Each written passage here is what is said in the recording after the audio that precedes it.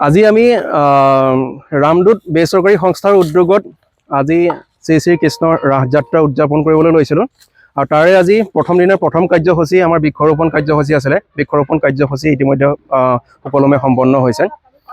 কিন্তু আজি বৃক্ষৰোপণ কাৰ্যসূচীত মই এটা কথা খুব গৌৰৱ কৰি ভাল পাম, খুব অহংকাৰ কৰি ভাল পাম বুলি কৈছোঁ।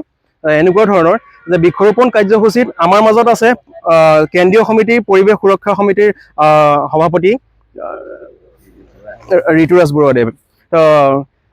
বিভিন্ন দল সংগঠনে বৃক্ষৰোপণৰ কাৰ্যসূচীবিলাক হাতত লয়। বহু দল সংগঠনে বৃক্ষৰোপণ কাৰ্যসূচী প্ৰায় দেখা যায়, বহুতে কৰে, শ বৃক্ষৰোপণ বৃক্ষৰোপণ কৰে। কিন্তু দুৰ্ভাগ্য যে আমাৰ বৃক্ষৰোপণ কাৰ্যসূচী সম্পন্ন হোৱাৰ পিছত বৃক্ষজোপাৰ কি হৈছে তাৰ চোৱা চিতা কৰাৰ কোনো ব্যৱস্থা নাইকিয়া। কিন্তু তেখেতসকলে বৃক্ষ ৰোৱাৰ পিছত ইমান সযতনে তেখেতৰ বৃক্ষজোপাক ডাঙৰ দীঘল কৰিছে, আৰু তাৰ জ্বলন্ত প্ৰমাণ এই আমাৰ কাষতে আছে। বিভিন্ন গছ পুলি প্ৰতি বছৰে বছৰে তেখেতসকলে কৰি আহিছে। প্ৰতি বছৰে বছৰে কৰি প্ৰতিজোপা গছক ইমান ৰক্ষণাবেক্ষণ দিছে, সুৰক্ষা দিছে যে প্ৰতিজোপা গছে ছাঁ দিবলৈ সক্ষম হৈছে, প্ৰতিজোপা গছে ফল দিবলৈ সক্ষম হৈছে। তো তাৰ বাবে আমি সঁচাই বৰ গৌৰৱ কৰিছোঁ যে এই বৃক্ষ ৰোপণ কৰি পেলাই যে এটা দায় সৰা নিচিনা এটা কাৰবাৰ এটা নকৰি বৃক্ষ ৰুই পেলাই তাৰ ফলৰ কামনা কৰি, ছাঁৰ কামনা কৰি যিটো গছজোপাক সুৰক্ষা দিয়া হয়। তো তাৰ কাৰণে আমাৰ পৰিৱেশ সুৰক্ষা সমিতিয়ে যিটো পদক্ষেপ লৈছে, তো তাক সঁচাকৈ শলাগ ল'বলগীয়া। আজি আমি ৰামদূত বেচৰকাৰী সংস্থাইও তেখেতক আমি কাষতে পাই পেলাই সঁচাই বৰ ধন্য মানিছোঁ।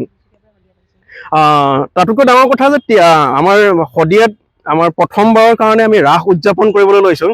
এইখিনিতে আৰু এটা কথা আপোনালোকক জনাবলৈ পাই আমি ভাল পাম যে শদিয়াত পোনপ্ৰথমবাৰৰ কাৰণে ৰাস উদযাপন কৰা হৈছে। শদিয়াৰ ৰুক্মিণীৰ জন্মক্ষেত্ৰ হয়, লক্ষ্মীৰ উপজা ঠাই।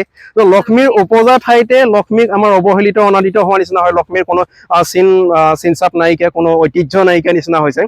আজি য'ত ৰামৰ জন্মক্ষেত্ৰত আজি যেনেদৰে চৰকাৰে গুৰুত্ব দি পেলাই তাত অযোধ্যা নিৰ্মাণ কৰি এটা দিনত 4 কোটি টকালৈকে দান পাত্ৰৰ পৰা উপাৰ্জন কৰিবলৈ সক্ষম হৈছে, পৰ্যটনৰ এটা কেনেকুৱা এটা সুন্দৰ ঠাইলৈ পৰিণত হৈছে।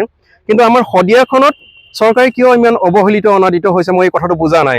তো আমি ৰামদূত বেচৰকাৰী সংস্থাই আমি উদ্যোগ লৈছিলোঁ যে আমি পোনপ্ৰথমেই ৰাসখন আমি ইয়াত সুকলমে সম্পন্ন কৰোঁ, ৰাসখন আমি উদযাপন কৰোঁ। আৰু তাৰ কাৰণেই কেৱল মাজুলীয়ে নহয়, যদিওবা আমি মাজুলীয়ে দায়িত্বটো লৈছে, কিন্তু মাজুলীয়েও শদিয়া, ক্ষমা কৰিব, যোৰহাট, শিৱসাগৰ, দেৰগাঁও, ডিগবৈ, দুলীয়াজান বিভিন্ন ঠাইৰ পৰা কলা কৌশলীসকলক লৈ পেলাই তেওঁলোকে ৰাসখন এটা সুন্দৰ এটা ছেটআপ এটা প্ৰস্তুত কৰিছে।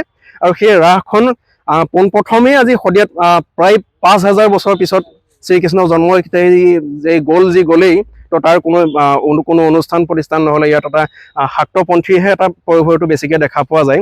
কিন্তু ইয়াতে সেই প্ৰথম এটা উদযাপন হোৱা নিচিনা হ'ব ৰাসৰ।